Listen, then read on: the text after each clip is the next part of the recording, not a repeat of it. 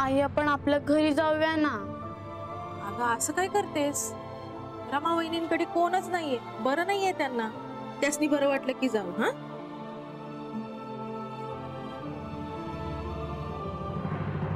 शकू, काल रात्री तू किती वाजता घरी आलीस?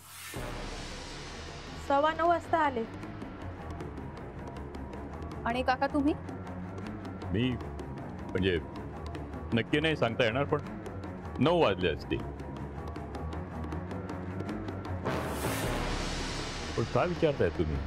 ते कळेल. आता तरी एवढंच कळलंय की काल रात्री 9 वाजेपर्यंत मंजू या घरात एकटीच होती. होय, त्याचाच फायदा त्या जयंतानी घेतला असेल. मधुदादा नेमके त्याच वेळी आले आणि त्या जयंतानी त्यांना. पण जयंतला हे कसं कळलं की मधू इकडे आणि तेही घरात एकटी आहे? त्यानं घरावर नजर ठेवली असेल. तो नेहमीच मंजूच्या मागावर असतो, त्याला दुसरा उद्योग काय? वय वय, हे अगदी खरं बोलतायत. नाही शकू. काल जयंत इथे आला होता, कारण साधारण 8:45च्या दरम्यान या इथल्या लँडलाईन वरून त्याला कॉल गेला होता.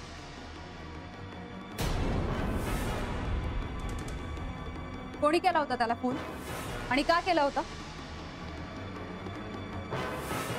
शकू, जयंत मंजूला भेटतो आणि ते तुला आवडत नाही म्हणून तुझा त्याच्यावर राग आहे. पण खरं तर तो तिला त्रास देण्यासाठी नाही, तर प्रेमापोटी भेटतो. पण हे समज तो जयंता कशापायी करत असेल? कारण जयंता हिच्यात त्याची देवाघरी गेलेली मुलगी बघतो. एखाद्या बापाचं त्याच्या मुलीवर प्रेम असावं तसं प्रेम आहे त्याचं हिच्या. तिच्यासाठी दारू सोडण्याचा प्रयत्न करत होता. अरे वा, त्या बेवड्याला अचानक हिरो करून टाकलात तुम्ही. एवढे गुणगान गाताय त्याचे. मग त्यानं नाही मला मारलं तर मला मारलं कोणी?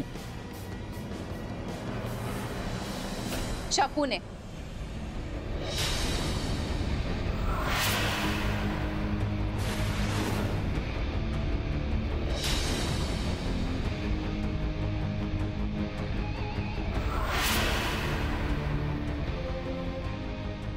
हो,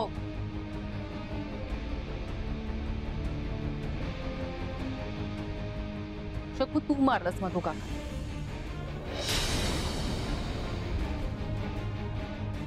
फक्त तुला वाचवण्यासाठी आणि तुझ्या विना ही पोरकी होऊ नये म्हणून जयंतने स्वतःवर आळ घेतलाय. गुन्हा तू केलास आणि शिक्षा तो भोगतोय. अहो नाही, मी कसं पण. जयंतवर आळ यावा म्हणून तू त्याला फोन करून बोलावलंस. त्याच्याबद्दल इतका राग होता तर त्याला मारायचं होतं. काकांना मारण्याची काय गरज होती? नाही नाही, मी नाही मारलं. अहो कसले वांगळ आरोप करताय हो माझ्यावर. मी माझ्या पोरीची शपथ घेऊन सांगते, मी नाही मारलं हो त्यासनी.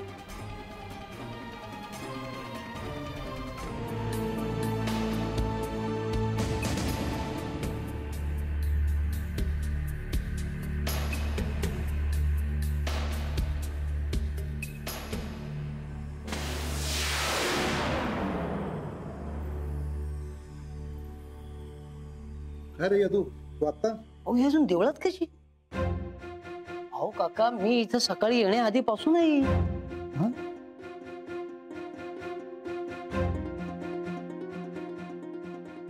काय ग पोरी, काय नाव तुझं? कुठून आले? कोणाची वाट बघतेस? आणि रात्र किती झाली? तुझ्या घरी जा ना. तुझ्या घरचे वाट नसतील का पाहत? आणि आता देऊळ बंद व्हायची वेळ झाली.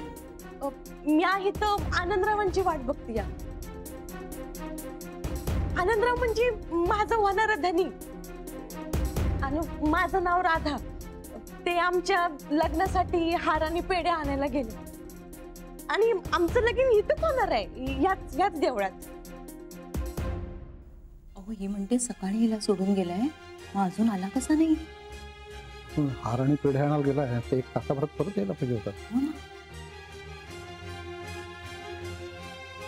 हे बघ मुली, तू त्याच्या घरी तरी जा, नाही तर त्याला फोन तरी करून बघ काय झालं ते, नाही का? काकू, आम्ही इथं राहत नाही आणि त्यांचं घर कुठं आहे मला ठाव नाही, पण पण ते इथंच येणार आहेत. ते तसं सांगून गेलेत मला, ते इथंच येणार आहेत. तो आता परत येणार नाही. पक्षी पिंजऱ्यातून उडून गेला. जादू महाराज, कृपा करा, द्यायचं असेल तर आशीर्वाद द्या. पर असं वंगाळ काय बी बोलू नका. अहो, त्यांनी ती सगळी तयारी केली आहे, ते सांगून गेलेत मला. अगं आता दिवस संपला मुली, एवढा वेळ का लागला त्यांना? ते आमच्यासाठी हातेलात खोली बी बघणार होते ना.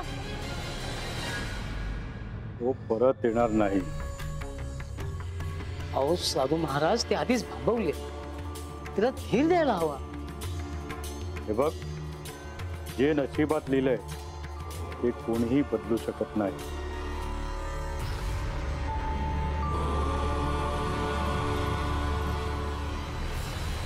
हे साधू महाराज काय बी बोलतात. ते येणार आहेत, आनंदराव परत येणार आहेत. ते काय बी बोलतात, ते येणार आहेत. हा, ते इथंच येणार आहेत. ते येणार आहेत. त्याजू, मला काहीतरी गडबड वाटते.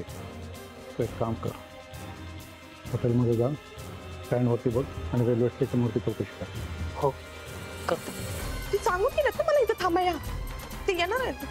हो पण ओळखणार कसं? तिच्याबरोबर सकाळी जो मुलगा होता त्याला कोणी पाहिलं होतं का? यदू तू तरी पाहिलं होतंस का? हा मी पाहिलं होतं, मी चौकशी करू.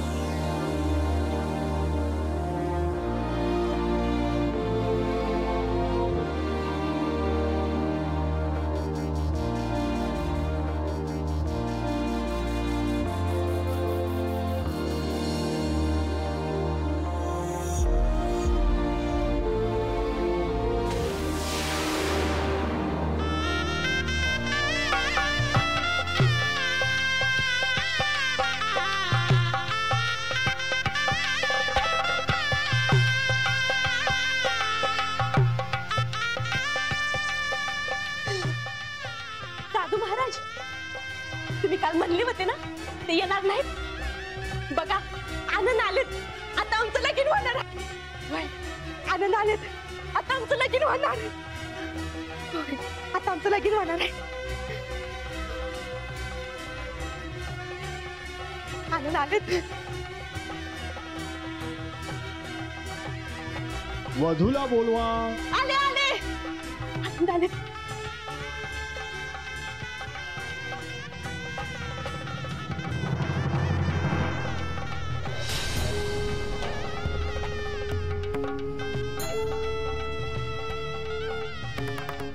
स्वस्ति श्री गणनायकं गजमुखं मोरेश्वरं सिद्धिदं बल्ला.